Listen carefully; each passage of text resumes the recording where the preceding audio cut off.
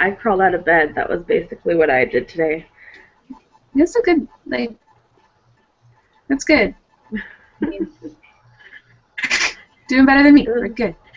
It was a long day yesterday, it feels like. Yeah, What it time did you get to was. bed last night, Tara? 1, I think. What were you So. doing? Cool stuff? No, it's mostly I just couldn't get to sleep last night. No, I'm sorry.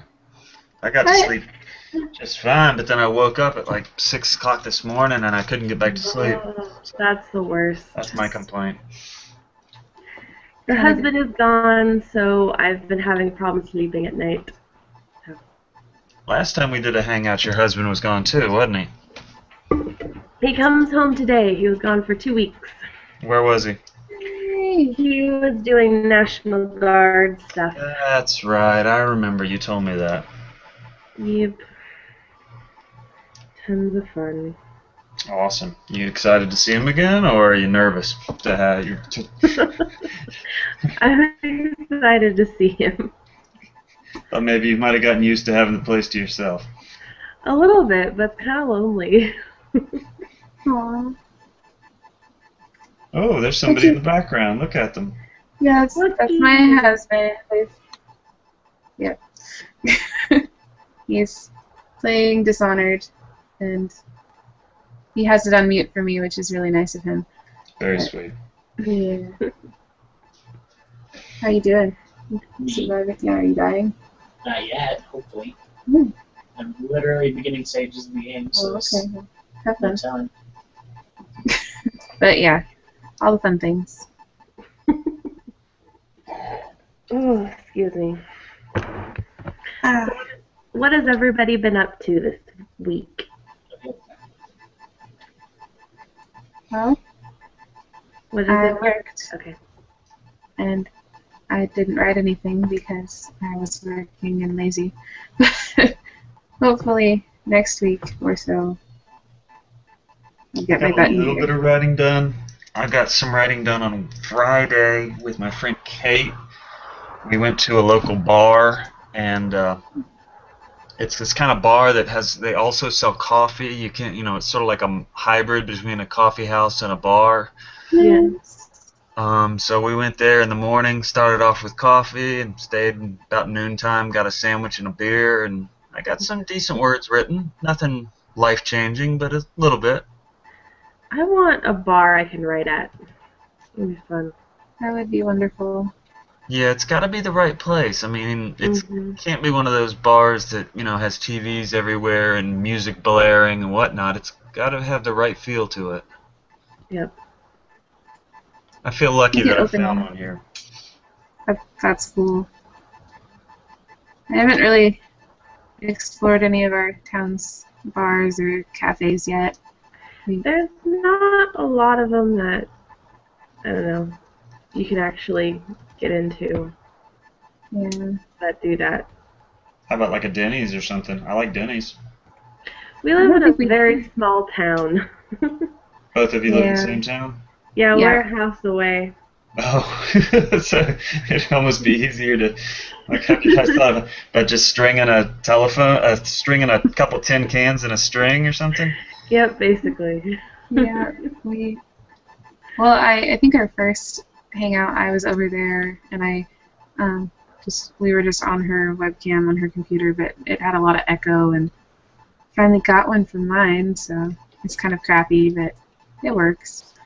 Now I've got a laptop and it came with a camera, and it came with a microphone. Your computer does not have those things? No, I have a PC, and it's a pretty old PC, and so we had to buy a little webcam and to go with it, and I just got it installed today, and it's Cool. yeah. I'm not sure, the video quality is kind of awful, but I think I'll tweak it with a little more lighting or something. It's kind of dark in here, but Do you think we should set up an evening hangout, like during the week? So that's what I was kind of thinking, like, at least I was going to try to, one of these weekends that I'm not so busy my brain will explode, do like a late night one for us here, so that some of the, like, European members and who all else can maybe participate or at least have that option for them. But I think like a nighttime one during the week would be good too. That'd be cool with me. It would depend on the evening. I've got Tuesday night thing, and actually, that's the only regular night thing I've got is Tuesday night. I used to have more. But. Well, after this week, I'm switching to morning shifts at work, so I'll be home. So a nighttime one would be great any night. So. Yeah, I'd be cool with that. Maybe we get our Thailander Thai, our Thai. Is he Thai? What do you call it? Zeb. She's pretty cool. Yeah. So, I met her on an MMO, actually. Ooh, So, that's cool. Which one? Neverwinter. She's in our guild. Oh, okay. That makes more sense to me. Yep. See how much I pay attention in the guild.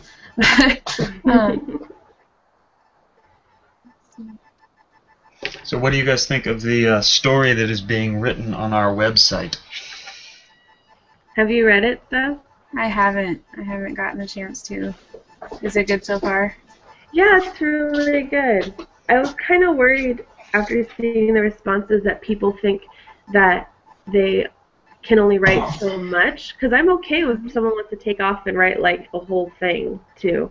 Yeah. So It sort of depends on whether we're going to get a lot of activity on it. If we're going to get multiple people every day, short seems better, but if we're going to only get one person every now and then, maybe longer is the better way to go. Yeah, I don't know. I just didn't want people to be restricted thinking they had to keep it short or something, you know? The thing about these group writing exercises or chain stories, whatever they're called, is it can go off in strange directions, and it might even sometimes lose something it had before. Like it had a certain good quality to it, and then it goes off in a completely different direction and loses it completely. You never know really what's going to happen. Yeah. Yeah, but that's what makes them fun, is you don't know what's going to happen. So I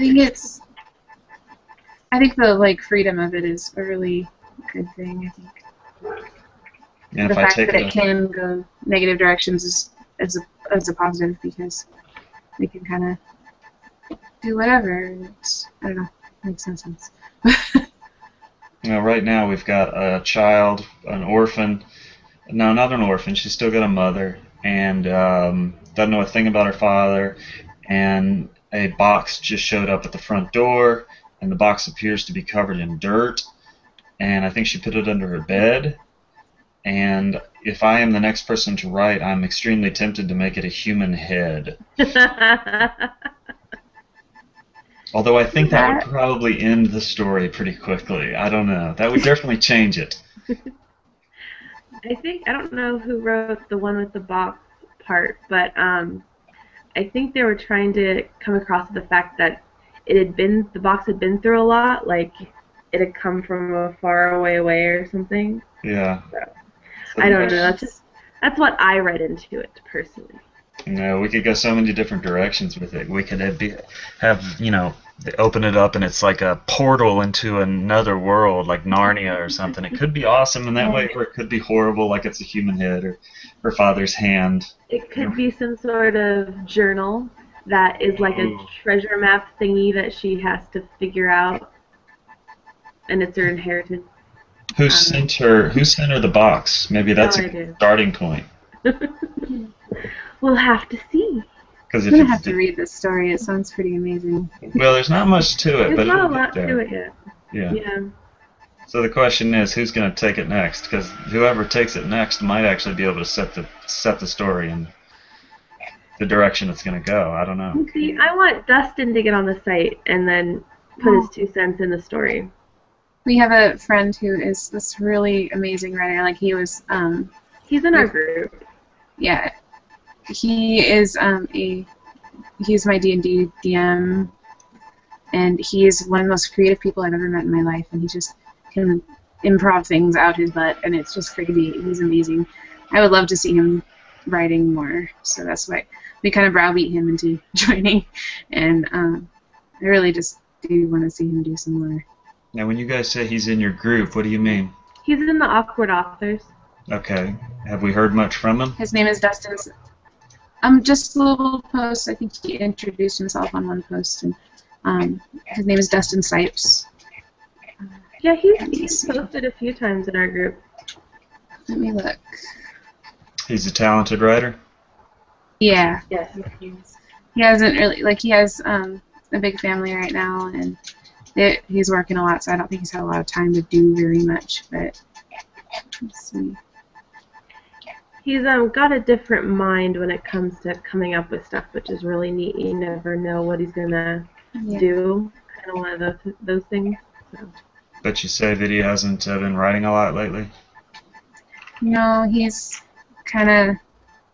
I mean, his second baby just turned a year old, and he's trying to pursue his music too. So it's been kind of trying to find that balance there between being a father and having his music career and all that stuff. So he's got all these really great like outlets for his creativity. It's just we want to see more writing because we're selfish. That makes sense. That's cool. Yeah. That's cool. Yep. So right now I'm looking at the story. Mhm. I'm almost tempted to write something right now while you guys are here. Like we could all sort of pitch in and come up with what we want to do. Is that a good way to spend our time or no? I think so. Sure, why not? I have to read it first. Go for it, guys. Oh, I have a question though first I've been curious about. Okay. Why are you so not video?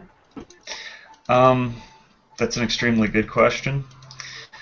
It's because I've watched our culture become more and more fame-centered. Mm-hmm. And everybody in America, at least, I don't know about the rest of the world, but everybody in America, the greatest thing they want more than anything else is fame. And as I look, I see that fame actually doesn't really seem to benefit the person who's famous. It almost seems to hurt them. And the idea that, I know I'm never going to become a best-selling author. I'm never going to become J.K. Rowling or John Green, but what if I was John Green? John Green can't go to the grocery store. John Green can't go to the movies. John Green has to sneak around. Yeah. I don't want to ever have to live a life where I'm afraid to go out of my house because I'm going to be chased down by fans. Oh, that's understandable. Like I said, that's just sort of how I imagine life for J.K. Rowling or John Green or Hollywood stars, Yeah. Can Brad Pitt go to the grocery store? No. And so I'm just real hesitant to let people know like who I am in real life.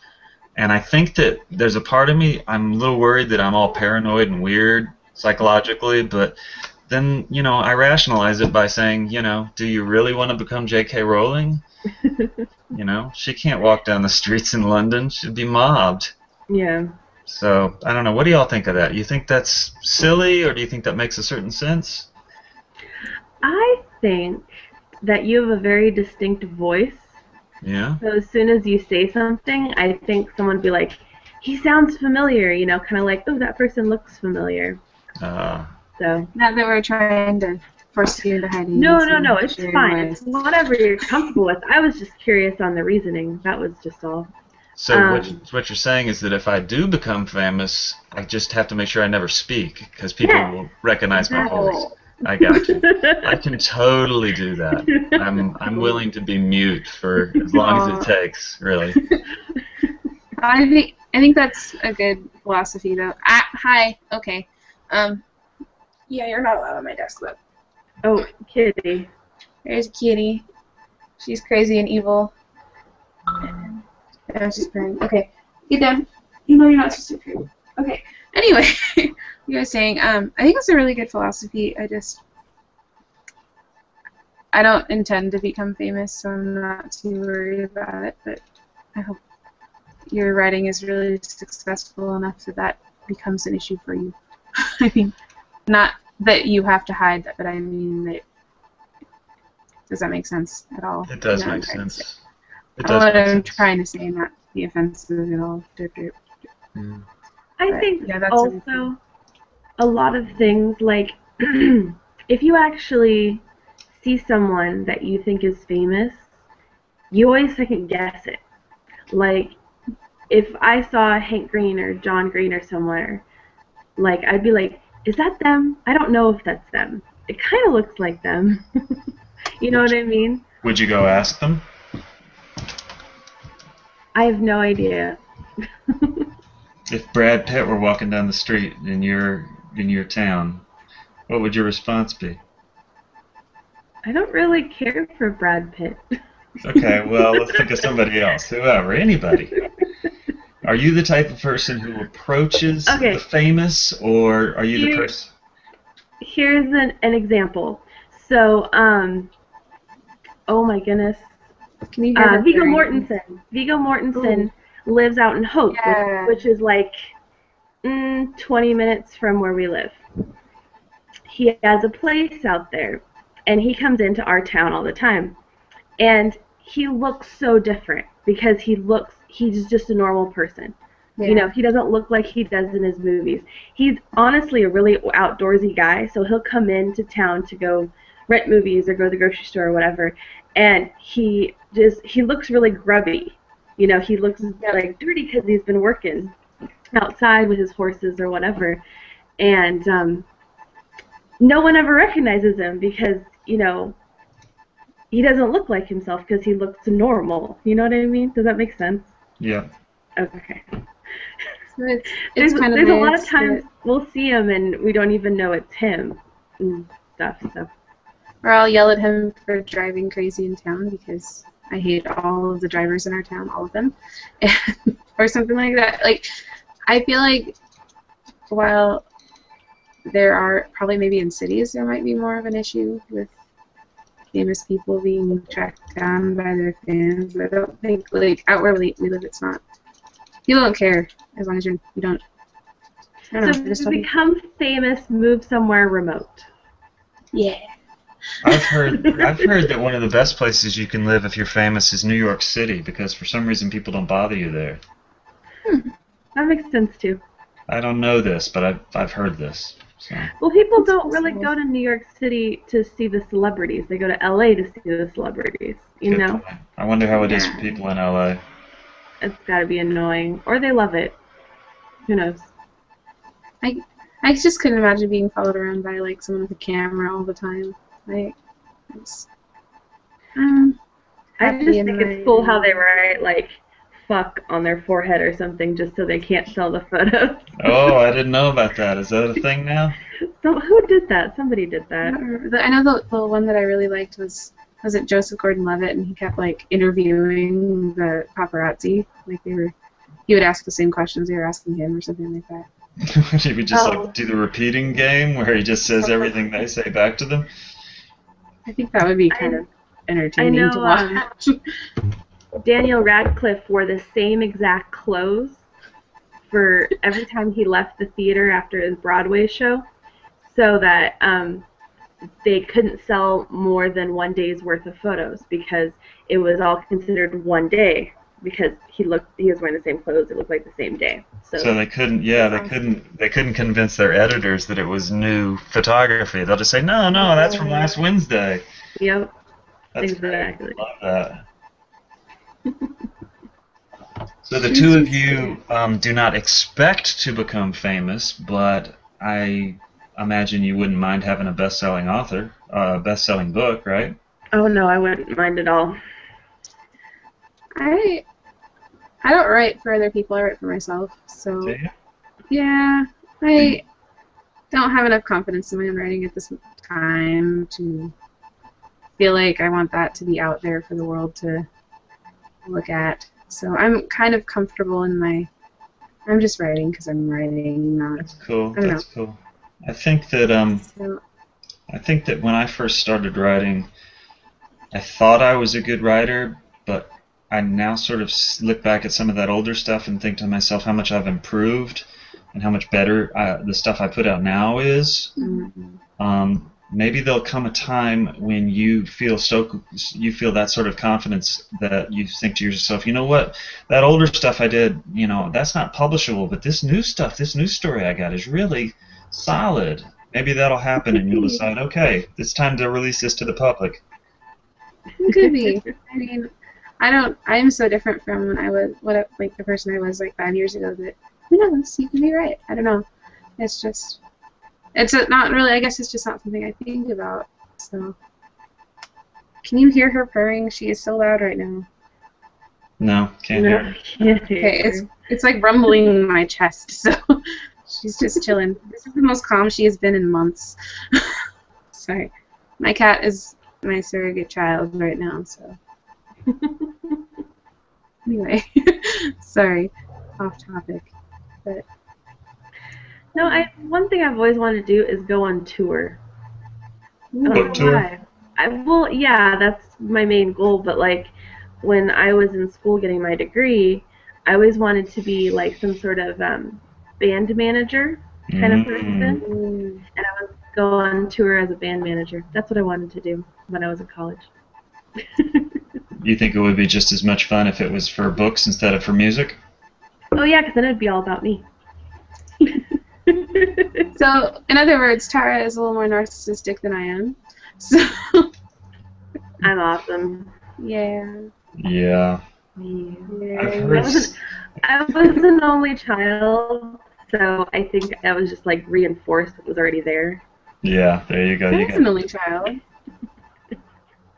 Yeah, I'm surprised you're not more narcissistic. Your parents worship you. Oh. Okay, Tara, you've met my parents one time, and that was yesterday, and they were in really good moods, and you haven't experienced the grump. They have, okay, they have their TV, and then nothing else really around it, but completely in the center on top of the TV is a picture of Stessa.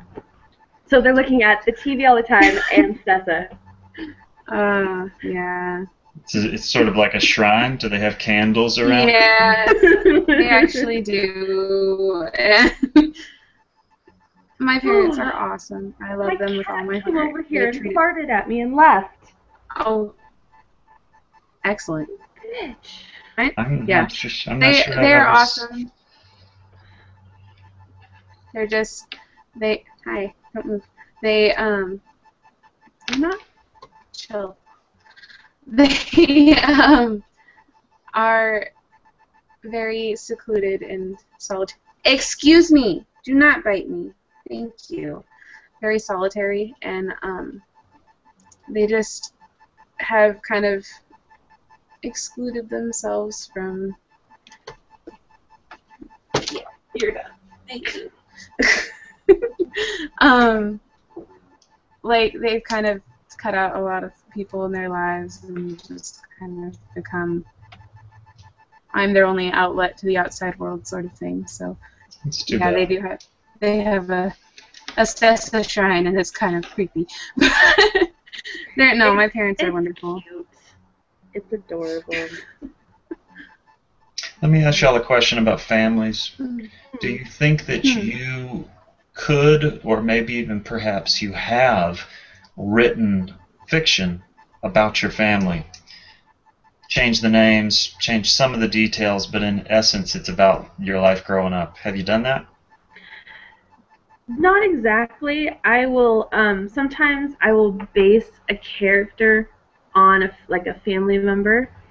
In one of my first books that really got me into novel writing, I had a character that was kind of my mom, but then also it was a combination between my mom and my aunt, who was also like a second mom to me.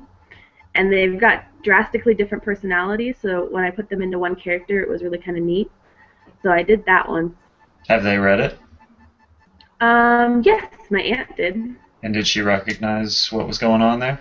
I told her ahead of time because I don't want anyone to get offended or anything, so I'm just like, hey, I wrote you as this character, and don't take it personally if something happens to this character or whatever, just because you're a character now, you're not what I want to happen. So I kind of warn them and tell them ahead of time. Yeah. So they don't get worried or offended. But I've only done that once.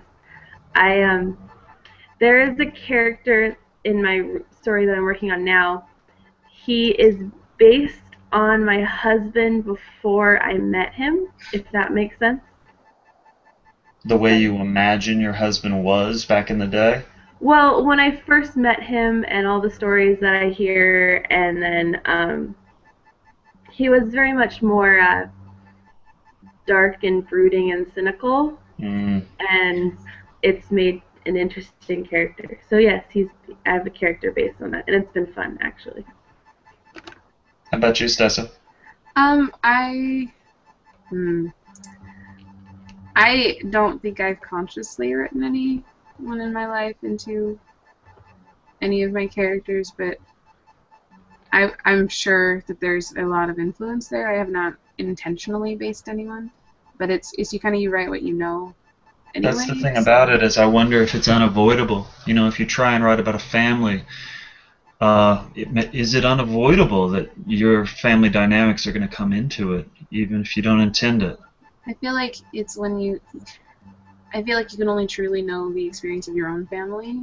Like, it's hard to put yourself in another family's situation. Yeah, So but I think I think that's gonna have to have an influence on how you would write. I think it has to. Well, there is Also, something. Oh, go ahead.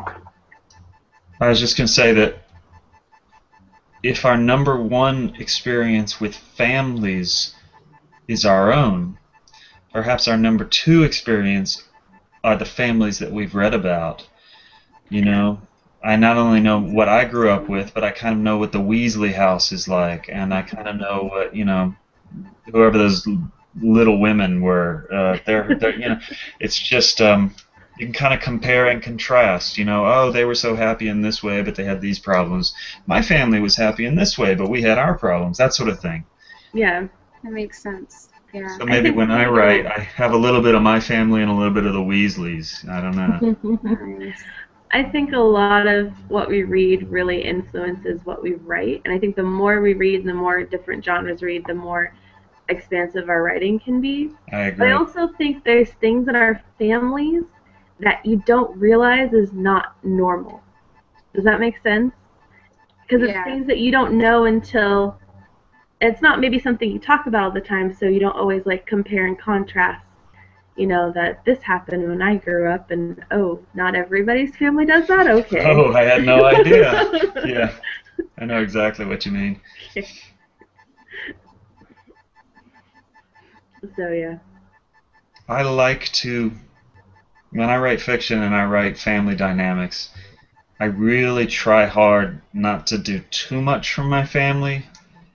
I'm not entirely sure why. Maybe it feels like cheating a little bit. Maybe because I just feel like I should be able to step outside my own personal experiences.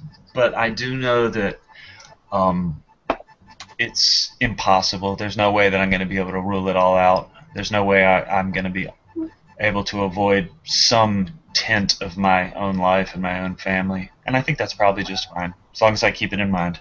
Well, I mean, Yeah. it's your own life experiences that give you your voice. And your perspective is based on, like, your own perspective of the world is based on how, like, your family and your friends and where you live. I mean, it's created who you are and how you would interpret things. So that's going to obviously affect your writing. And yeah, you can take yourself out of that as much as possible, but it's always going to have an effect. I don't think that's a bad thing at all. I think it makes you you, and you can see other people's families from your own perspective, and how that will influence how you would set up them as characters. If that makes sense. Yeah. We have the same conversation. There's a writing group that meets on Wednesdays that I'm a part of, and we have the same conversation about diversity, because or even racism, because if you're a certain way, like if, for example, I was born and raised in North Idaho, and even though I've lived in Portland and Missouri and been other places, I do worry about the fact that I'm not being diverse enough. But then again, I write what I know, and a lot of my stuff takes place in, the northwestern region because I like that region and I love, um, writing scenes in that region. Um, so you know what I mean? It's like it's hard. Is it if you're trying to be diverse, yet you're still writing what you know, are you really being diverse? You know what I mean? I agree. I think that I sometimes question myself too. I'm like, oh, I want to write a black character, but will I mess it up? Will I do it Yeah. right? I try to have diversity in my characters, but at the same time, I don't want to force it. You want Yeah. to do them justice, and you don't want to get it wrong because you can't, like, that's not your experience. So it's hard to find that balance of diversity and, like, white privilege, and we see the world differently than like a black person would or something like that. It's a very delicate balance, and you don't want to you don't want to offend them. You don't want to, I guess, just not just do justice to someone else's experience of your own. You can't. I find it really hard to write from another culture or another race.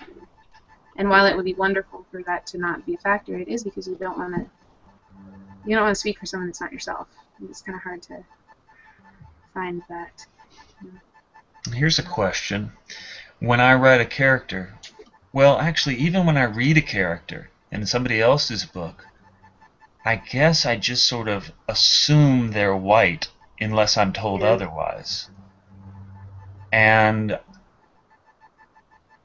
I wonder if I was a black person, if I would assume they were black. How does that work? I don't know how that works. I am not sure, but I know in general, if you're an author and it's like John says, he says, once it's out, your writing is out there, it's everybody's kind of a thing. And like, I just think that we associate with what we know, and that's what makes good writing is because the reader can put themselves into it, you know? And so if you're assuming that someone is white, that's just your experience. That's what you've been around or whatever. You know. And it's there's a lot of privilege there too. Like we assume, I don't know, our society is kind of set up to favor white people, and it's actually very set up to favor white people, and so it's kind of become the default in our culture. And I don't know, I don't like that, but it's kind of your natural inclination because you've been raised that way. I think it's hard to break, and not like you have to consciously think about it because you always have to work for that that equality and that This new book diversity. I'm just starting to write. I've kind of got it in my head that I want to have 4 different POVs.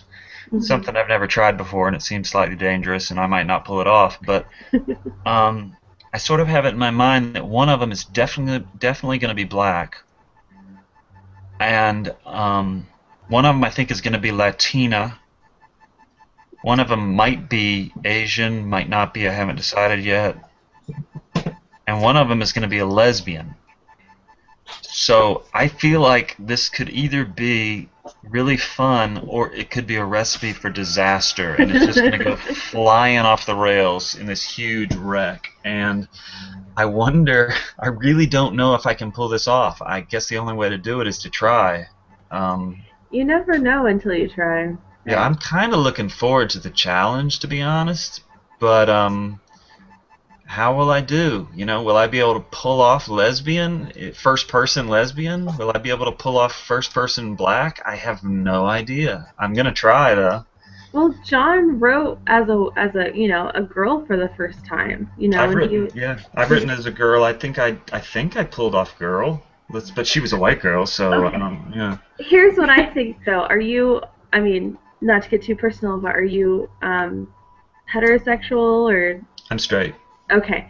So I would think that writing a lesbian character would actually be kind of okay for you because you're already interested in women. So here's the question. Do I make her interested in the same kinds of women that I'm interested in? Would that pass? Would that fly? I guess if you're more comfortable with writing her that way Well, you can connect I with her certainly more. could. I mean, it would be easy for me to sort of do that, but maybe a lesbian would read that and they'd be like, whatever, this is clearly written by some dude. Well, I feel like the only thing you really could do there is start like research and read other Read like some lesbian stuff. from a lesbian perspective, read some writing. Yeah, how about if you know any lesbians, talk to them. Yeah, I actually. I can guarantee you there are lesbians in our awkward authors group. If Oh, you yeah? want a perspective, yes. That's cool. Then I might take it. I might take advantage of that. Okay. I mean, it's just And a they're matter awesome and completely open, and most of the authors already know, kind of what you're trying to achieve, and they'll help you without, getting offended. So. and it's like I think people from other cultures can help you find that balance of not being racist or sexist or homophobic and not like make it accurate, if that makes sense. Yeah, I've actually here in the last 6 months to a year, I've read at least 2 books with lesbian characters. So that's been kind of fun, and maybe that'll help me a lot. Yeah. I think you just have to acknowledge that it's. I'm sorry, I'm trying to find the words to. That it's not your perspective, but it's trying to see others' perspectives. Okay, I'm not making any sense. I think also, whether you write your lesbian character as women you're interested or whatever, I think it's finding, because I see my characters as people of their own, and I have to try to find ways to connect with them, just like an actual person, to understand them and to get inside their head. And so I think if she's interested in the same women as you, then maybe that could be your connection so you can write her comfortably. Does that make sense? Yeah, that makes sense. It's very tempting to do that. Mm-hmm. Very tempting to try that. I'm excited about the possibilities of these characters. I mean, it's a long road, and right now it's looking difficult, but it's still intriguing, and I hope it works out. I'll have to I'll keep you updated. Okay. Yeah, it seems like an adventure. I think all writing is a really great adventure, especially when you take yourself out of your comfort zone. Yeah. I love doing that. I want to get a rhythm going on it. Right now it feels like it's just moving slowly. That's nobody's fault but my own, but you know how it goes. Yeah. So once I get a little momentum going, once I really start rolling, hopefully it'll come quickly and easily. We'll see. I know Tara's interviews with her characters helped her. Oh, I love that. And I kind of did a little bit of the same thing. I filled out a questionnaire from the perspective of one of my characters, and it kind of helped me see a little more into them and find who they are and why their motivations. And, did you come up with the questions to ask them? With mine, I found just a generic character questionnaire on Tumblr. I don't know how Tara found hers, or if she wrote them herself. Or...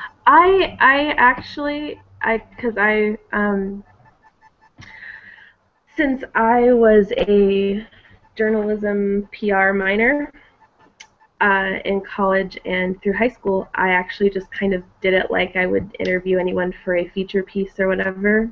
Yeah. So I just kind of let it all flow. And it really did help me. And actually, what was surprising is it helped me fill in plot holes that I didn't even really know I had until I started the interview process. Yeah, I believe it. That sounds like a cool idea. It was so much fun. It was a lot of fun of most of anything. And it was cool how my interaction with my character would change, especially when I interviewed my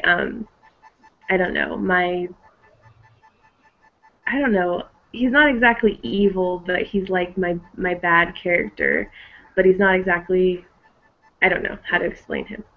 But he's just definitely more of a confident jerk, so I kind of had fun interviewing him and coming up with his answers as well. So That sounds cool. it was a lot of fun. If either one of you have a questionnaire, a blank questionnaire, that might be the kind of cool thing that we could put on our website under That'd be good.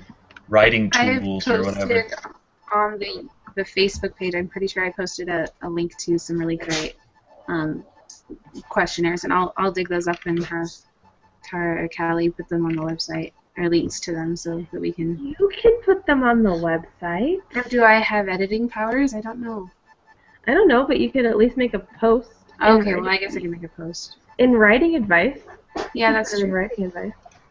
That's true. I haven't explored the website very much, but that's It's all nice and green. It used to be a different color, but now it's green. Yeah, Callie changed everything around, which I appreciated because now, like, a few of the bugs that I was having issues with aren't there anymore. So whatever she did, it worked. Awesome. It was cool. Yeah, it looks really nice. I'll dig those up and I'll post those and see. I know there's this really great Tumblr I found, and let me see if I can find it. And it was just full of like some really great writing advice and character development tools. And I also have a Tumblr too that I post all that kind of stuff on. All kinds of little tricks Yeah. and tips and research and help and stuff. So I also really love it because their header, they have owls in it. Okay, I'm putting it in the chat section of our video right now, and then I'll post it on the page. new chat message. Oh. Congrats.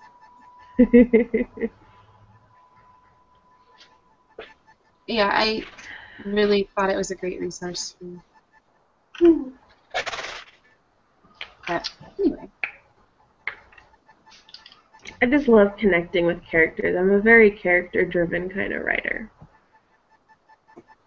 I used to think that I was a plot-based writer, and that Mhm. the story was the events were the most important thing, but I think as I've evolved, I've sort of just become a character-based author. Yeah. That surprises me a little, but it is what it is, you know? I knew I was when I started talking about my characters like they were actual people. There you go. Like when a certain character wouldn't let me sleep, and that's why like I would stay up and write. So Do you guys think it's possible to write a character that you don't like? well, doesn't every author have to write a character they don't like just because that it's needed in the story or? Okay, let me rephrase. What if your main character? Mm. Do you have to like your main character? I guess it depends on what your initial goal is for starting the story. I feel like I, in general, am not a big fan of humans and tend to find something about everybody that I don't really care for. So I think it's hard to write someone that you truly don't like because you always, to stay connected to them for that long, you have to find something that a That's good kinda- side to them. Yeah, that's kind of my feeling. You've got to stay connected to them for a long period of time, like months and months. I don't know if I could do that unless there was something about them I liked. You know, I mean, if there was something that you personally did not like about your main character that you had an issue with, maybe. But I feel like even if that was a problem, you would still, like, develop them to get underneath the skin and see what the issue was or whatever. If that makes any sense. It does make sense. Okay. Just wondering. Where's Fred? I'm wondering if I'll ever be bold enough to try it, to try and make a main character that I really didn't like whatsoever. That would I be think what would be fun is to make a main character that was, I guess, like evil or bad or you didn't like or something, but it was characteristics that you didn't like but that you identified with, you know? The bad qualities about yourself, that kind of thing. Yeah. Hmm. That'd be interesting. It is fun when good authors can write a villain that turns into one of your favorite characters. That's not necessarily the same thing as having them be the main character, but Yeah. it's in the direction. Yeah, but like, for example, Umbridge, like developing Mm. that character, I think must have been really hard. But also developing someone so hated like that must have been really fun, you know? Okay, here's a question. Do you Mm. think that if you were writing fan fiction, you could write a long piece from Umbridge's point of view? Ooh. I feel like that would be a fun challenge. You'd I really think have to so. get in her head. You'd have to understand what motivates her. And see, I think in doing so, I would become endeared to her. You think And so? I do. I do. I find that when you know more about people, and yes, they're not necessarily the best people, but you find characteristics that are endearing. And in writing from Umbridge's perspective, I would find something that would make her she's justified in her own mind everything that she does. So, what about her makes her so passionate? Like, Yeah. it's kind of what I'm. It would be that passion and her motivations that I would become endeared to. So I feel like getting in someone's head like that makes you like them, even just a tiny bit. In Yeah. my current story, one of my underlying tones is the fact that no one is actually truly evil, you know, or not actually really bad. That there's always a reason. There's always something inside their head that if you had just known, you'd be able to understand them and almost identify with them. So. Yeah. So Outstanding. Well, ladies, I'm afraid that I'm going to have to sign off now. It's about an hour, so I think this Yeah. is good. I'm gonna have to head out too, and he's wrestling around in there like he wants something. So I'm gonna head out. But Okay, well, it was good hanging out with both of you, and maybe I'll see you again next week. well, Thanks for yeah, coming. definitely. Sure. I'm Yes, glad thank other you. people show up. It's nice. So, All right. alright, I'll see you guys later. Bye. Bye. Bye.